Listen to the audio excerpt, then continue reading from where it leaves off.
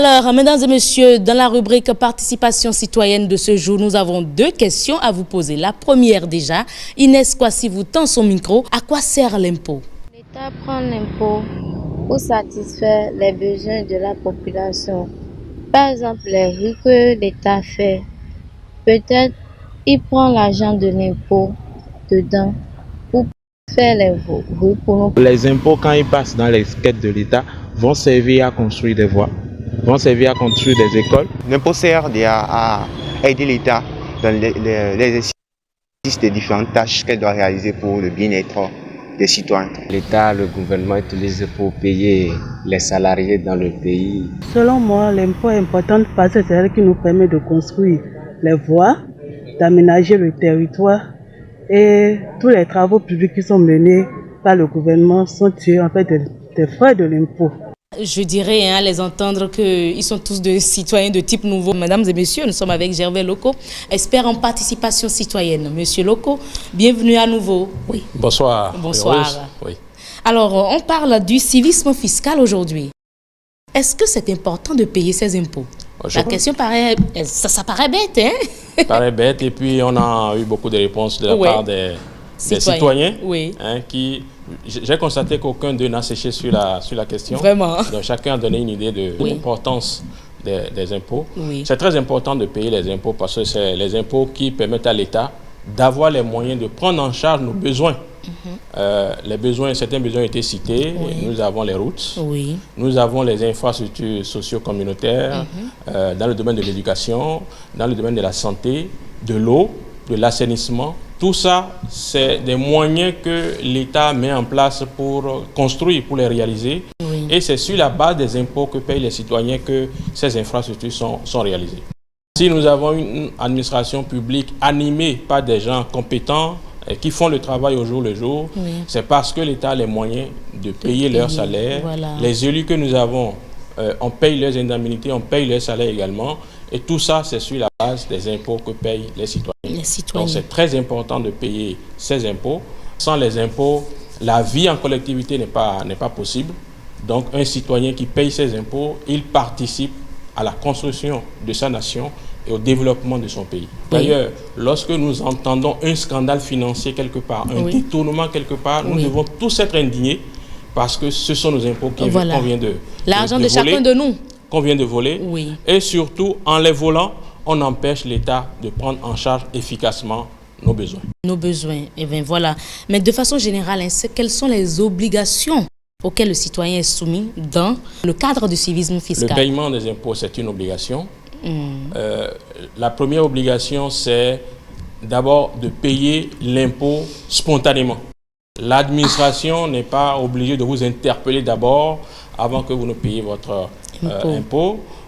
On n'a pas besoin de vous envoyer, disons, des agents de recouvrement avant que vous les payiez. Ce qui suppose que vous avez fait l'effort de vous informer sur ce que vous devez à l'État, le montant qui a été mis à votre charge. Deuxièmement, vous devez respecter les délais. Les impôts ne se paient pas au même moment. Il y a des impôts pour tel mois, pour tel autre, à la fin de l'année, au début de l'année. Donc vous devez vraiment payer les impôts dans les délais. Et c'est pour ça d'ailleurs que si vous ne payez pas dans les délais, il y a des sanctions qu'on peut vous appliquer, des pénalités que vous devez payer. Donc ce n'est déjà pas facile de payer l'impôt. Si vous devez payer l'impôt, en plus, les pénalités, c'est vraiment difficile. Difficile. Mais il y a d'autres obligations. Il faut être honnête. Il faut être sincère dans ces déclarations. Conserver les pièces comptables qui vous permettent de justifier vos activités. Par exemple, si vous payez l'AIB, vous devez conserver vos factures, etc.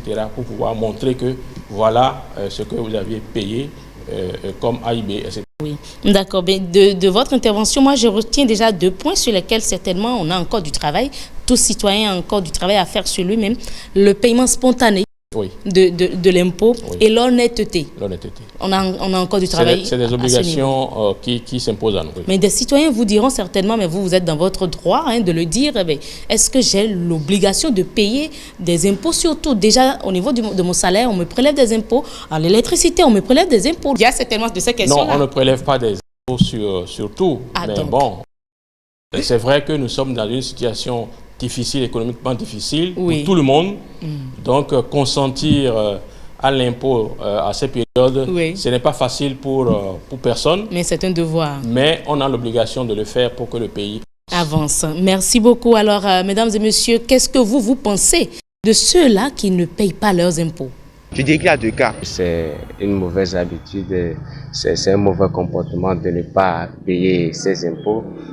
Il y a ceux qui n'ont pas forcément les moyens de le payer. C'est simplement pas normal. Et il y a d'autres qui, par certaines ruses, évitent l'impôt, quoi. Ils ne veulent pas le payer. Bon. Je dirais que ceux-là, c'est les mauvais citoyens. C'est quelque chose de très grave puisque... Il ne veut pas aider l'État à nous aider. C'est quand même mal parce que si le territoire est bien aménagé, c'est pour nous. Si le territoire est mal aménagé aussi, c'est pour nous. Nous en assumerons les conséquences.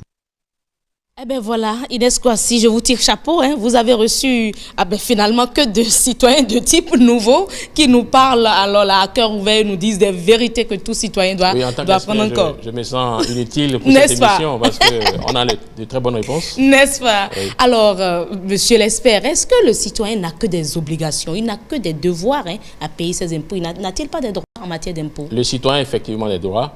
Le premier droit, c'est le droit d'être informé. Informé du bien fondé de l'impôt, informé de ce qu'est l'impôt, de son rôle, de sa finalité. Donc l'État ne doit pas être fatigué de faire des sensibilisations pour que les citoyens comprennent vraiment ce qu'est l'impôt et son rôle. En début de cette année, il y a eu quelques sensibilisations sur le nouveau code général des impôts pour permettre aux gens de comprendre ce qu'il y a à l'intérieur. C'est ce qu'il faut faire. Et il ne faut pas s'arrêter là. Il faut continuer. Et c'est un exercice au quotidien pour que les gens comprennent vraiment le bien fondé de l'impôt, son importance et les impôts auxquels ils sont souscrits. Donc c'est très important de faire cette sensibilisation, donc, qui est un droit pour les citoyens d'être informés sur ce qu'est l'impôt. En plus de ça, il y a le droit de contester la décision de l'administration fiscale. On ne le dit pas souvent. Lorsque vous recevez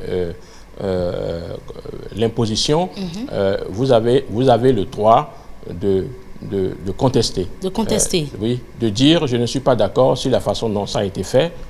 Évidemment, il ne suffit pas de le dire, il faut apporter des preuves. Oui. Tout à l'heure, peut-être on va y revenir.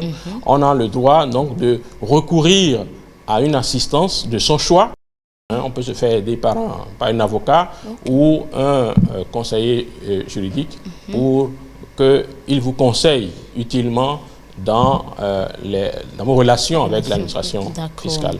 Vous avez le droit d'être écouté par l'administration. Donc, si vous contestez, on a le droit de vous écouter. On a le droit au respect de sa vie privée. Vous savez, dans notre pays, lorsque les agents fiscaux sont sur le terrain, les populations n'aiment pas les recevoir parce qu'on se dit que c'est une occasion pour avoir des informations pour le gouvernement, etc. Tout ça. Un agent du fisc ne doit pas profiter des déclarations que vous faites pour collecter des informations qui peuvent mettre à la disposition du gouvernement ou bien d'autres institutions.